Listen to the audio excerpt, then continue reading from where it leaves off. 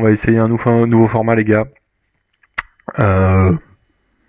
On teste, hein. Vidéo, micro, tout ça.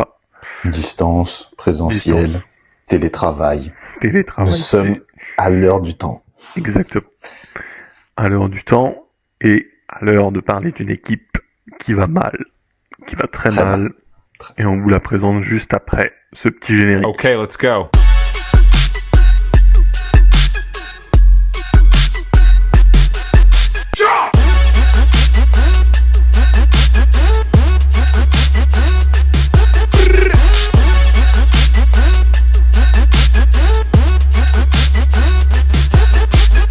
On va parler d'une équipe qui va mal. Et l'équipe qui va mal, c'est bien Milwaukee.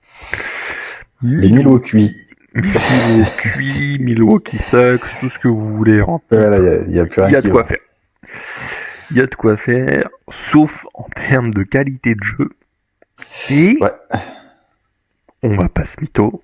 Si vous avez vu les previews, on en a parlé. Pas 15e de la conférence Est. Ouais, on n'avait pas été aussi dur. J'avais abordé le thème, comme toi, sur déjà les blessures. Bon, on avait dit que dans les previews, on parlerait pas des blessures, mais on avait derrière un peu ça en tête. Ouais. Et surtout, la qualité de Giannis et Lillard à jouer ensemble. Clairement.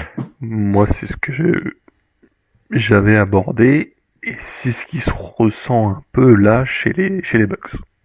Bah, c'est vrai qu'on avait abordé 2 points qu'on retrouve un peu sur le début de saison. Tu avais parlé effectivement du manque de complémentarité, alors que sur le papier, ça semblait être ce qu'il fallait pour que ça colle.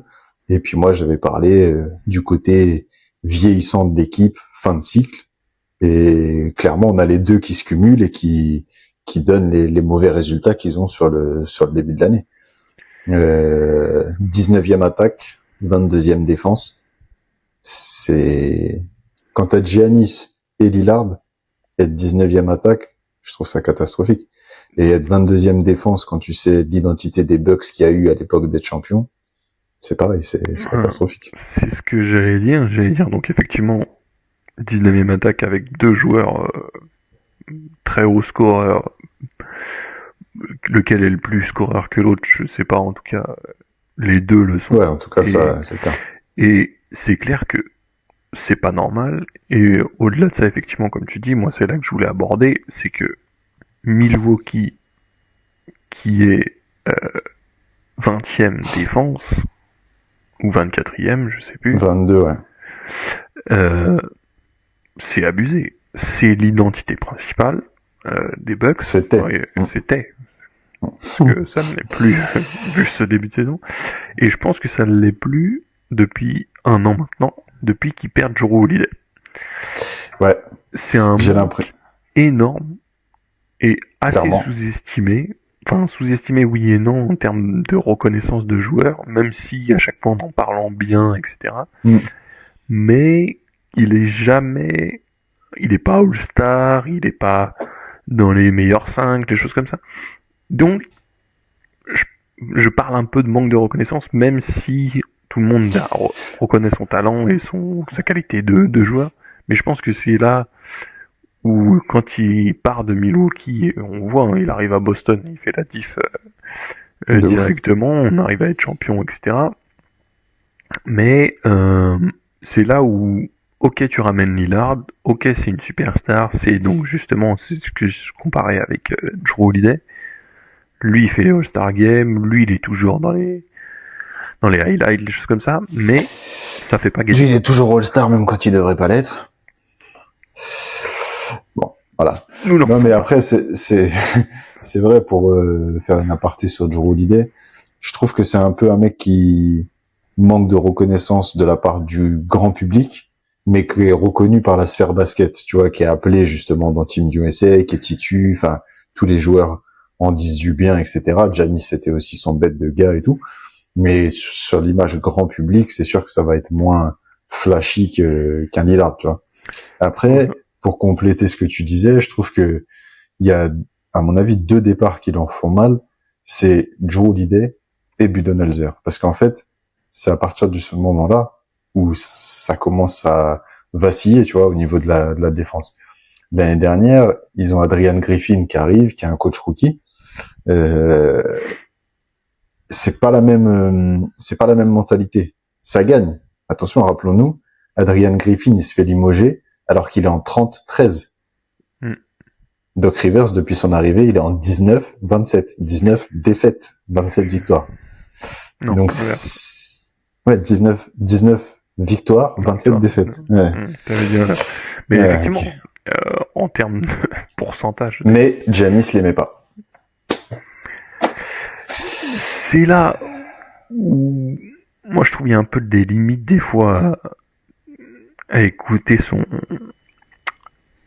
son franchise player, c'est toujours compliqué parce que c'est un des 2 joueurs les plus importants de l'histoire de la franchise. Et en même temps, celui qui fait gagner 2-3. Ouais. Voilà. C'est compliqué à ne pas l'écouter et tout. Pour faire une petite aparté, on a fait sur notre Insta le lundi lemme là où on suppose le départ de Giannis parce que justement on a abordé de multiples blessures et tout. Est-ce que les general managers n'ont pas intérêt? Bon, si on en croit ce qui s'est passé l'année dernière, non, puisque s'ils écoutent le fait de limoger un head coach alors que ils sont en pourcentage positif, etc., et qu'ils faisaient le taf pour aller chercher un Doc Rivers, on sait que, donc en gros ce qu'on posait comme question c'est est-ce qu'il fallait trader Giannis maintenant pendant qu'il a encore une cote NBA? Je ne dis pas le mec est naze, etc., et qu'il va perdre sa cote oui, c'est pas maintenant que ça va décoter, mais est-ce que c'est pas mieux de le faire, d'essayer en tout cas de le trader maintenant avec une cote NBA élevée et essayer de récupérer des gros joueurs pour éviter de se retrouver dans la merde dans 4-5 ans, quand le mec est en fin de carrière, et que ils ont plus rien à apporter et qu'ils vont devoir reconstruire et que ça va encore mettre 50 ans comme ils ont mis pour avoir un titre, quoi. En fait, moi, le truc, c'est que j'ai un peu deux avis là-dessus. C'est que oui, tu peux partir sur ce truc-là. En même temps, je trouve ça trop tôt. Et surtout, en fait, pour moi, une franchise comme les Bucks dans le Wisconsin, en fait, tant qu'un mec comme Giannis, il demande pas son départ, en fait, tu prends pas la décision de trade. Non, ils le laisseront jamais partir. Tu vois, parce que ils le laisseront partir si lui veut plus et qu'il veut absolument être transféré. Mais en fait, un général manager des Bucks, je pense qu'en fait, il peut pas prendre la décision de le faire partir. Tu vois. Ouais. Ça ferait partie des options. On l'abordera en fin de podcast, les options qui peuvent venir. On va finir de dresser un peu vraiment une petite aparté par rapport à ça. Et donc pour rester sur Giannis, mais plus en lien direct avec leur défaite, je trouve ça très choquant venant de lui. On a déjà vu qu'il avait poussé un peu des coups de gueule, mais sans aller très loin. Et là, on voit quand il est interviewé après les matchs, c'est en mode, tu veux pas être sur le terrain, tu sors. Ouais. Et en même temps... Tu pars même. Tu veux pas être là. Ouais. Donc, je sais pas si c'est destiné à quelqu'un en particulier. C'était... En disant il, en tout cas, après, je pense que c'est de manière globale comment il parle. Mais en même temps, si tu regardes un peu ce que lui aussi fait, parce qu'il parle d'envie, mais défensivement, il a fait mieux. Voilà. Je suis d'accord. Il me choque de ouf. C'est que lui aussi n'est pas irréprochable. Ok. Alors que il a été deep boy, il fait partie des meilleurs défenseurs de la ligue, capable en tout cas, tu vois. Exactement. Et je suis d'accord avec ça. Et en plus de ça, je trouve que sa sortie médiatique, elle est pas super bien jouée parce que je trouve que ça va être un peu trop facile d'interpréter ça comme ça, mais je trouve qu'elle peut grave se prendre pour Lillard direct. Pourquoi? Parce que le mec il tire la gueule depuis qu'il est arrivé, on sait qu'il voulait aller à Miami, et du coup, t'as l'impression qu'il dit si t'es pas content, tu peux partir. Bah, excuse-moi, mais ça s'adresse pas à Bobby Portis, ce truc-là. Ça s'adresse pas à Brook Lopez. Tu vois ce que je veux dire? C'est des mecs avec qui il est depuis longtemps et en même temps, quand ils sont sur le terrain, ils sont là et tu vois. On voit qu'ils ont envie, donc. Je sais pas, moi j'ai trouvé que c'était très mal présenté. Voilà, mal présenté, ça je suis d'accord. Après que ce soit dirigé contre Lillard, je suis pas non plus choqué, parce que, comme tu dis, il voulait pas être là à la base. Il voulait être au soleil à Miami sur le bord de plage, ça se comprend, mais le mec, t'arrives dans une équipe qui a été championne, donc il est arrivé il y a 2 ans maintenant, quand on t'ajoute à cet effectif-là, tu te dois d'être un concurrent au titre. Avec l'effectif qu'ils ont. Et quand on le voit arriver, c'est le trade de l'année, c'est le truc en plus que personne n'attendait réellement, etc. Ouais, c'est clair. Moi, en fait, ce que je trouve, c'est que le plus frustrant dans tout ça, c'est que si tu prends en termes de stats, en fait, il fait ses stats. Tu vois? Oui, il marque ses points. Il fait ses points, il fait ses passes. Après, vraiment, par contre, alors, ça n'a jamais été un bon défenseur, Lillard, mais là, il est catastrophique en défense. C'est un plot. C'est une folie. N'importe qui le passe sur son premier pas, il tient personne. Et là, pour le coup, t'as vraiment l'impression, justement, qu'il fait aucun effort. Ça, on sait bien que c'est pas ce qu'on va lui demander, bien sûr, en force première, etc. Ouais. Il y a pas de souci, mais faire un effort. Et, si on en reste sur Lillard, dans ses stats,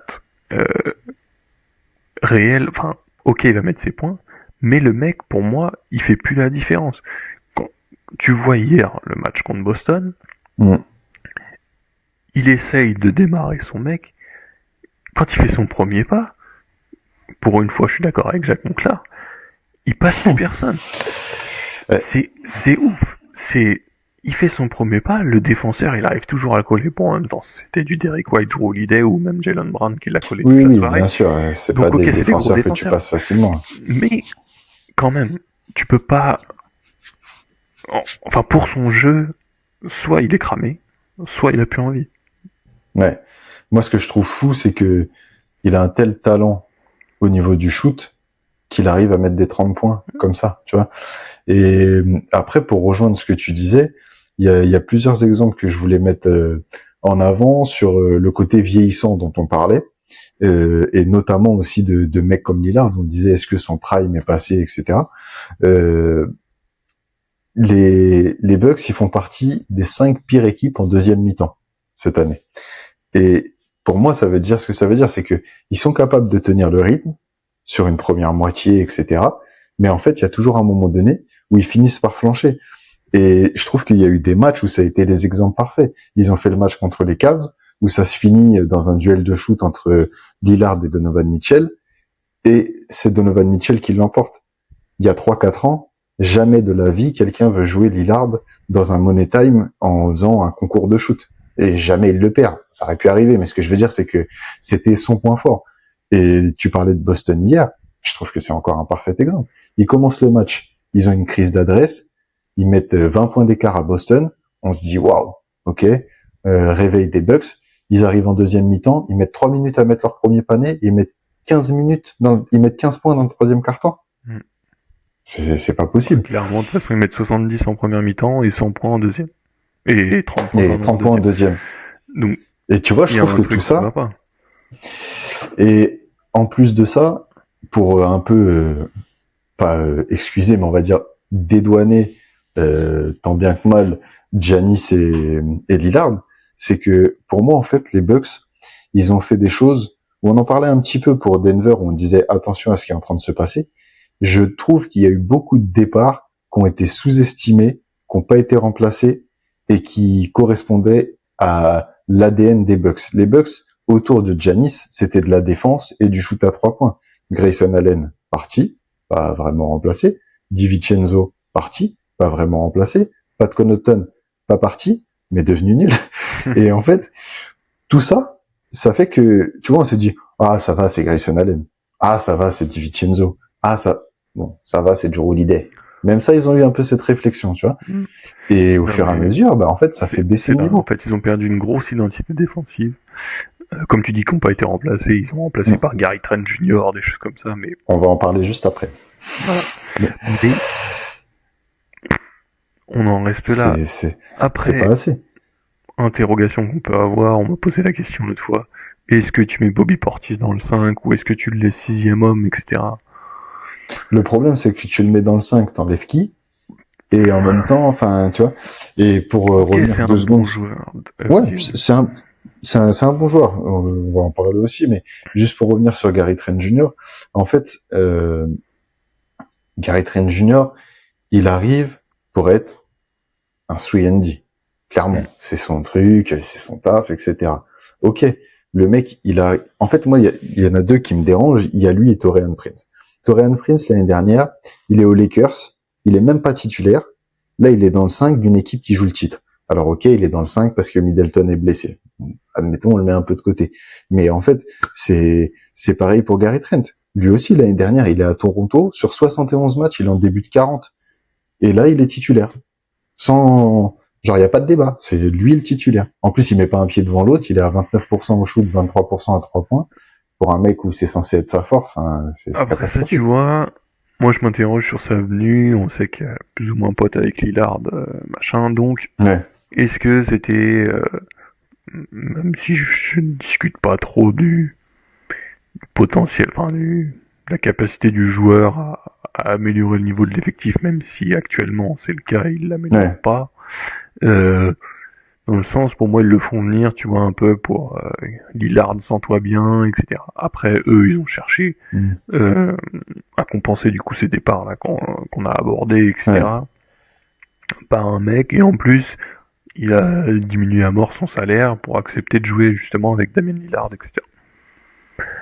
Why not? Sauf que ça ne marche pas. Une nouvelle fois, ça défend. Surtout que c'est ça, il était censé apporter en gros ce que Lillard n'apportait pas, c'est-à-dire défendre sur le point de garde, etc. Mais en fait, c'est pas le cas. Bon là, en plus, il est un peu blessé et tout ça. Mais du coup, quand on prend tout ça cumulé, est-ce que un peu le problème de base, c'est pas d'avoir trop sacrifié pour permettre la venue de Lillard? Je pense qu'il est là, en fait, ils ont sous-estimé, comme on a dit un peu en début de vidéo, le départ de Brandon, le départ de... oui, de ouf, de Jrue Holiday, etc. Tout ça, ça fait un manque énorme. Genre, c'était des mecs qui étaient meilleurs 6e homme, ils étaient inclus dans l'effectif UFC, partie d'un Big Three qui n'en était pas un, enfin, de manière pas reconnue, mais qui était avec Giannis, avec Middleton, etc. Middleton, c'est pareil. Brook Lopez, 36 ans. Brook Lopez vieillissant, Brook Lopez a mal au dos.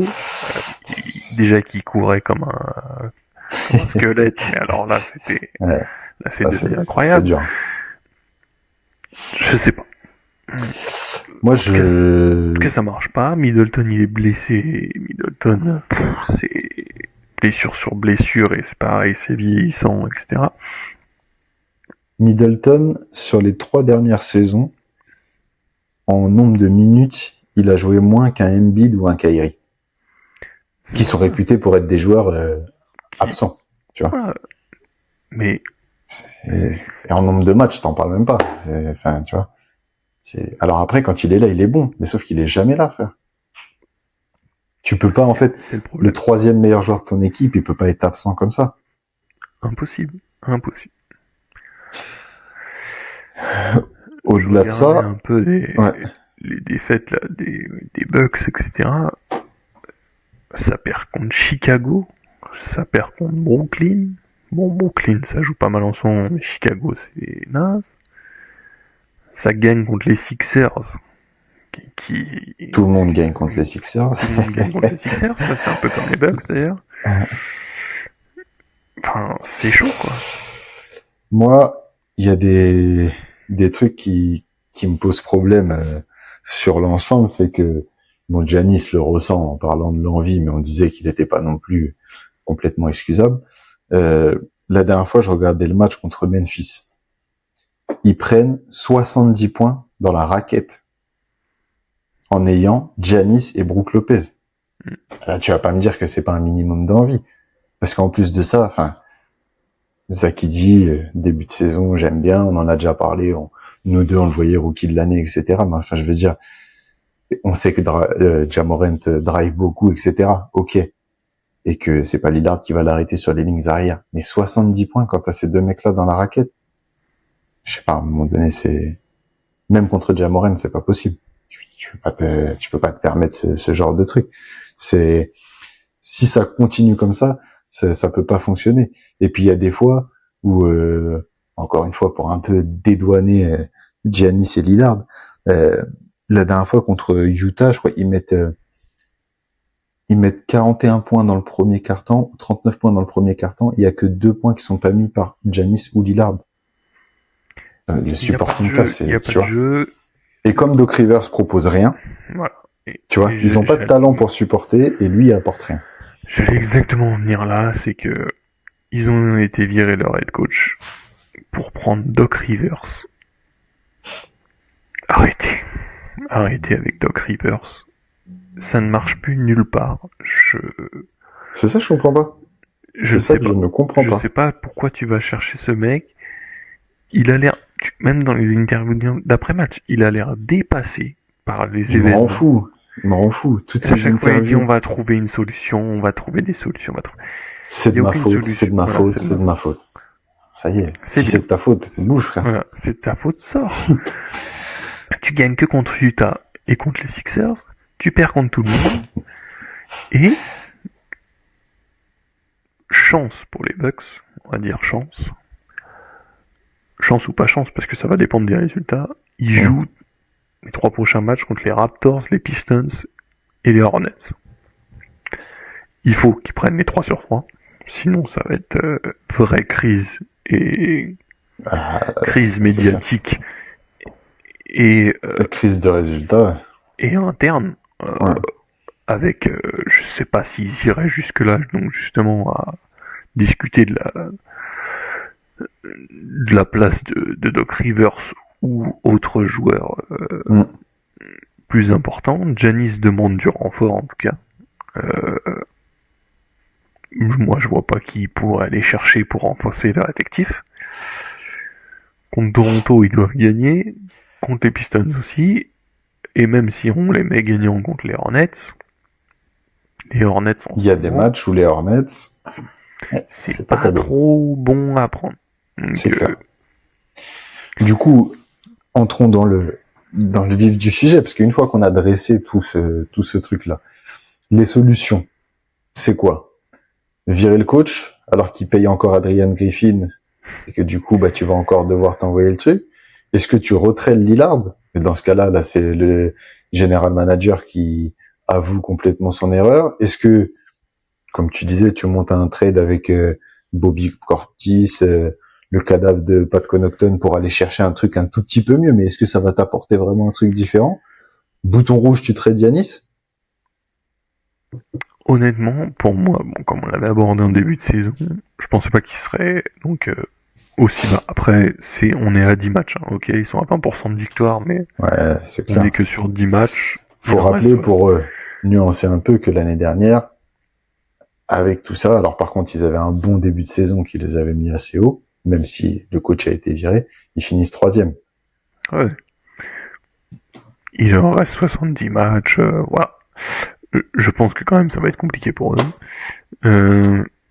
Dans le sens, j'irai pas donc jusqu'à, comme on a évoqué, un trade de Giannis maintenant, etc. Même si je le ferai pas parce que, en fait, il est trop important pour la franchise et en termes de vues, etc. Ce qu'il apporte à la franchise, parce que Milwaukee c'est pas du tout une franchise attirante. C'est ce qu'on disait. En termes de vie sur place ou en termes de résultats sportifs. Mais en vrai de vrai, je pense que ils devraient lâcher l'affaire. Ils ont vu que ça ne marchait pas. Après, ils peuvent poursuivre une saison comme ça, et je pense que c'est ce qu'ils doivent faire, dans le sens et continuer d'essayer de garder Lillard, etc. Éventuellement signer un free agent, je sais pas qui peut rester sur la liste. Mais je pense qu'il n'y a pas grand chose à récupérer. Je pense pas non plus. Mais c'est surtout, pour moi, essayer de faire un coaching en place, mettre une défense en place, et mettre un jeu collectif. Là, c'est du Giannis qui fait tout, du Lillard qui prend ses shoots quand il les a, et le reste autour qui regarde un peu ce qui se passe, quoi. Et donc, le pick and roll entre les deux qui est inexistant, alors que ça devait être l'arme létale des Bucks. Sauf que là, l'arme du pick and roll, en gros, c'est Giannis qui fait des alley-oops pour Brook Lopez. Et il y a quand même interrogation. Donc, complètement. Je sais pas, soit les systèmes sont mis en place, soit... Les quoi? Ça, c'est Doc Rivers quand il lui parle de système. Les quoi? Tout est de ma faute. Tout est de ma faute, mais... il faut de l'envie, c'est tout. Voilà. Okay. Moi, franchement, je pense que... Il y a une source d'envie, il faut que les mecs soient présents, mais je pense qu'ils ont un effectif quand même pour largement être contenders et non pas être 14-15e comme ils sont actuellement. Ouais. On sait que c'est pas leur place réelle et qu'ils vont pas finir à cette Ils vont pas rester là, c'est clair. Très probablement pas. Ou alors sinon là c'est vraiment la catastrophe. Ouais. Pour moi, ils vont pas finir là, ils vont jouer les playoffs, tout ce que tu veux, mais il y a un truc à faire quand t'as un joueur quand même générationnel comme Giannis. Tu peux pas rester comme ça. Tu peux pas, encore une fois. Tu lui as ajouté un All-Star reconnu et multiple de ouf. Qui est Damian Lillard. Tu dois faire quelque chose, tu dois être compétitif, en tout cas en play-off, même si tu ne vas pas forcément jouer des finales ou quoi, mais tu dois être compétitif. Tu sais, moi aussi, le dernier point qui me dérange dans cette équipe, c'est que c'est une équipe qui développe aucun jeune. C'est là dans toutes les équipes, parce que je sais que le premier truc qu'on va me dire, c'est ouais, mais en fait c'est normal parce qu'ils finissent tout le temps haut classés et du coup ils ont pas de truc. Faux. Les Lakers, ils finissent pas super haut, mais je veux dire Austin Reeves, ça s'est développé. Denver, Christian Brown, Denver, ils finissent tout le temps dans les deux premiers. Ils ont développé des jeunes. Et puis les Celtics, Peyton Pritchard. T'arrives à sortir des joueurs. Là, c'est qui le dernier joueur qu'ils ont sorti de leur effectif, comme ça, en interne, qu'ils ont fait progresser? Et c'est pas Doc Rivers qui va te le faire. Il ne fait jouer que des mecs qui ont un CV. Donc, de toute façon, c'est pas lui qui va les faire augmenter. Et c'est peut-être ça aussi le problème. C'est qu'en fait, si tu regardes les mecs avec qui Giannis a gagné, Brook Lopez, c'est plus vieux que lui. Middleton, je crois que c'est plus vieux que lui. Jrue Holiday, ça doit être plus vieux ou à peu près le même âge. En fait, tu vois, il a toujours joué avec des joueurs plus vieux que lui, et là, c'est presque, bon là, les mecs sont trop vieux, en fait, maintenant, tu vois, qui sont autour de lui. On arrive à la limite, les mecs sont tous à plus de 30 ans, Giannis, il approche les 30 ans à la 29. Ouais. Tous ceux qui l'entourent, moi, c'est comme... sont cramés, en fait. C'est ça. Et du coup, ça me fait la même chose que, on en parlait dans la preview des Nuggets. Ne tuez pas les dernières années de prime de Giannis. C'est un mec qui se doit de jouer dans une équipe qui fonctionne. Moi, j'ai envie d'avoir de nouveau des confrontations avec les Celtics, avec le Heat quand ils font des parcours, avec un Philadelphie qui va bien. C'est pour ça que même lui, en étant à sa place, bon, je sais que c'est compliqué, etc., parce que en plus avec l'histoire qu'il a et tout, il sort de nulle part, de machin et tout. Donc, de quitter cet effectif des Bucks serait compliqué pour lui. Sauf que, pour sa carrière en lui-même, il a 29 ans, c'est maintenant qu'il faut faire quelque chose, et si tu veux avoir une chance de regagner, excuse-moi, mais ce sera pas avec Milwaukee. Ouais, ou alors, ça veut dire qu'il faut faire sauter tout le reste autour. Recoach, retransfère Lillard, et rebouge, enfin voilà, complètement. Franchement, j'ai été le premier surpris. Quand je vois arriver Lillard, je me dis waouh. Tout le monde a dit ça va être trop fort. Bien sûr. Mais l'interrogation que j'ai, c'est est-ce que Lillard peut encore être aussi fort? Est-ce que Lillard a encore envie d'être aussi fort? Je sais pas si c'est une question d'envie ou de capacité. TGM, on répond au lindilemme. Comme je l'ai évoqué un peu en début, je suis GM, je ne le fais pas, je ne trade pas Giannis. Pourquoi? Moi, premier truc que je fais, je vire le coach, je te mens pas. Voilà. Quitte à remettre un assistant pour finir la fin de saison. Ça sera pas pire. Voilà. Pourquoi je le trade pas? Parce que, en fait, il représente tellement le visage de la franchise actuellement. Il a tellement 100% d'accord. Une cote visuelle, que ce soit en termes, de retranscription marketing, audio, marketing. Comme je disais, la franchise n'a déjà aucune hype. Donc, si tu le trades, c'est mort. C'est cuit. Il y a eu micro-hype Lillard, mais qui du coup, enfin, il y a 2 personnes qui ont acheté son maillot en arrivant. Hein. Et du coup, plus personne sait qui est Lillard. Enfin, j'exagère, mais en gros, un petit peu. Si tu arrives maintenant, tu t'en entends plus parler. Donc, il faut le garder pour moi en tant que GM. Par contre, si je vois sur plus long terme, il faut le trader dans le sens, si tu veux ne pas te reconstruire pendant 20 ans, en plus, comme on vient de le dire, qu'il n'y a aucune hype de gens qui vont vouloir venir si t'as pas un minimum d'effectifs autour, si tu veux garder un minimum d'effectifs avant le déclin complet de Giannis, c'est le moment. Mais, une nouvelle fois... Ou alors... Je le fais pas. Ou alors... T'es un GM vicieux, tu laisses le truc pourrir, jusqu'à ce qu'il demande le trade, et comme ça, tu fais le trade et tu dis à tes supporters, ah, c'est pas moi, c'est Giannis qui voulait partir.